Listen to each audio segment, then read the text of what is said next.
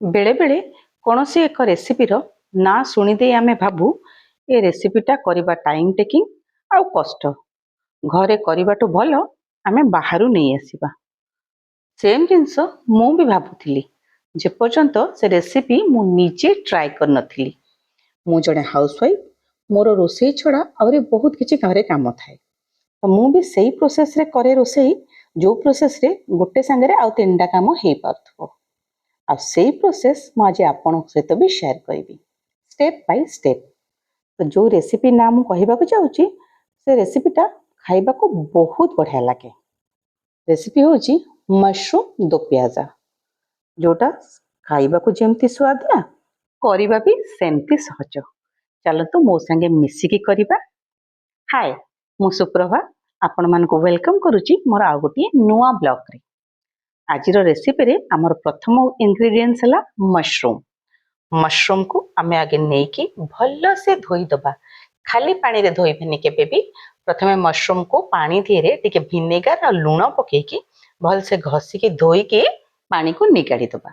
तापरे भल सुखिला कपड़ा रे पोछि पाछि दे ताको काढी दबा ना मशरूम रे बहुत पानी आसे तो सेतिबे ताको भल्लो से पोछि पाछि देकी ताको दिखंड कर दबा। जदि छोटो साइज थिबो ताले सेमती पकई दबा नहीं तो जदि बड़ साइज अछि ताको दिगड़ कर दबा।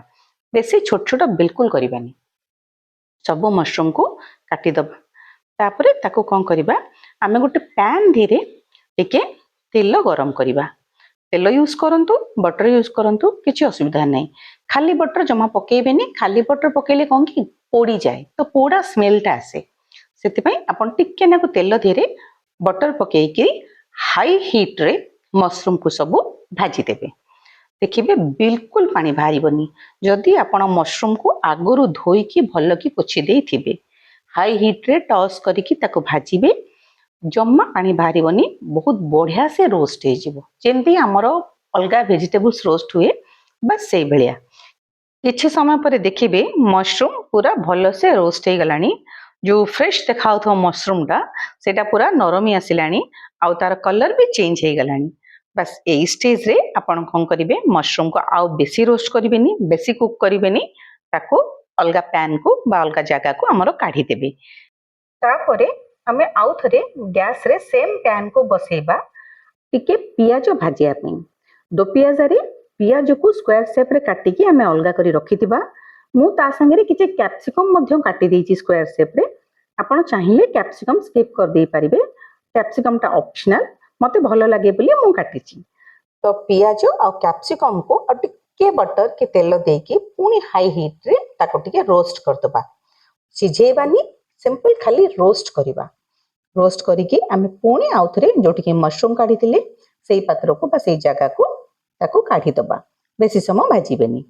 तापरे पुनी सेही पैन धेरे तेल गरम करिकिरी ता धेरे आमे ऐड करिबा किछिटा गोटा मसला जेमिति कि तेजपत्र दालचीनी गुजराती कला अलैच ता संगे लवंग गोलमर्च एमती किछि आउ ता सह किछि जीरा ताको पकेकी आमे टिके भल से एपट सेपट करी भाजी दबा। पोड़ीबानी सिंपल खाली टिके भाजी दबा। टिके समय परे आमे ता देरे टमाटो काटिकी रखिथिबा ताको ऐड कर दबा। टमाटो सहित किछि काजू मध्य ऐड करिबा। ता सहित किछि लूण देई आमे ताको भल से गोळेई करी घोड़ेई दबा। लूण दिले टमाटो भल से नरमी जिवो आउ जल्दी कुक हे जिवो। पानी दबा मध्य आवश्यकता पड़िबो नाही। तापरे ताको ठंडा हे गला परे गुटे भल से पेस्ट तयारी कर दबा। तापरे सेम पैन रे तेल गरम करी ता देरे आमे अदा रसुण आ कंचा लंकार छेचा देई ताको भल से भाजीबा। टिके ब्राउन अंश हेई आसिले रसुणटा ता देरे मैं ऐड कर दबा कटा पियाज। तापरे पियाज को पूरा भल से एपट सेपट करी हमें भाजीबा जेमती पियाज रो कलर चेंज हे जिवो। टिके लूण मध्य ता देरे ऐड करिबा नहले पियाज पोड़ी जिवो। लूण देले टिके आराम से नरम ही भाजी जिवो। देखिबे किछि समय परे पियाज रो कलर चेंज हे गलानी और पियाज भल से भाजी हे गलानी। ए स्टेज रे आपण जो टमाटो और काजू रो पेस्ट तयारी करथिबे ताको ता देरे ऐड कर देबे।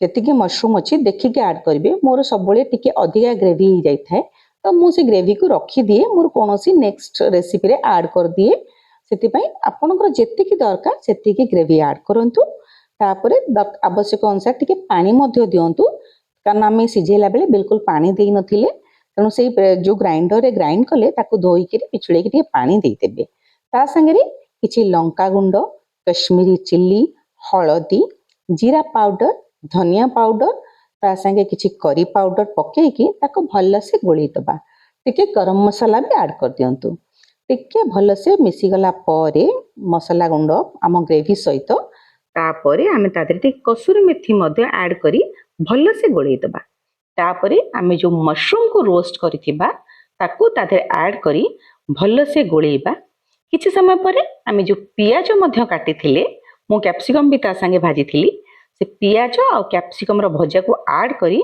पूरा भल से गोले देबे जेमते मशरूम पियाज और कैप्सिकम सहित ग्रेवी पूरा भल से कोट हे जिवो कारण सेटा ही आम मशरूम डो पियाजर मेन टेस्ट आसीबो तापरे जेतिके दरकार आवश्यक अनुसार पानी देबे टिके उषुम पानी देबे आवश्यक जेतिके ग्रेवी सेतिके पानी देबे कारण एटा बेसी ग्रेवी हुएनी बहलिया है कि मशरूम दो पेजर टेक्सचर हुए तेणु आपण से अनुसार पानी देबे मशरूम को बेसी टाइम नबनी कुक हबा पई तेणु आपण अल्प पानी ही देबंतु तापरे आवश्यक अनुसार जेतिकी दरकार लुण दियंतु ऑलरेडी आपण पेस्ट रे भी देइचंती पियाज भजा रे भी देइचंती ताको चाहिकी आपण देखिकी लुण देबे जेतिकी आपणकर चाहिदा बा स्वाद तापरे ताको आराम से घोड़ी की किछि समय पई कुक हबा को छाड़ी दियंतु 5 मिनट कि 6 मिनट पर देखिए आराम से फुटी आसलानी आ ग्रेवीटा बहलिया भी हो गलानी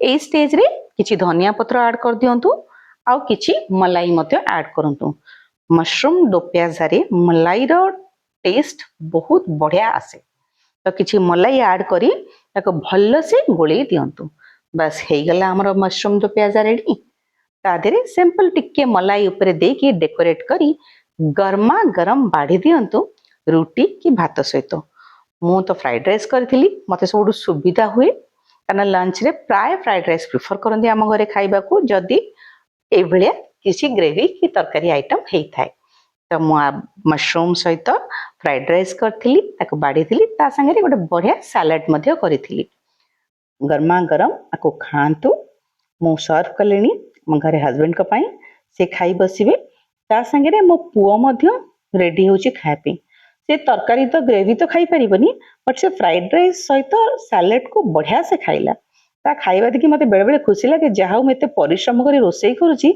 सेटा बाधुनी कारण एबे हुए तो से तरकारी खाई पारुनी रागर टेक्सचर आछिबो राग ता पाटी को लागुथबो किंतु से पछरे श्योर खाइबो आपन को जदि वीडियोटी भल लागिची तले लाइक शेयर और सब्सक्राइब करंतु एमती बढ़िया बढ़िया रेसिपी मु आपण मन पई नेकी आसीबी आपण निजे घरे करी थरे ट्राई करंतु तापरे जानिबे जो परिश्रम करितिले ता फल आपण को मिलिची कि नाही रहूची पुणी देखाबो आ गोटे वीडियो रे बाय बाय।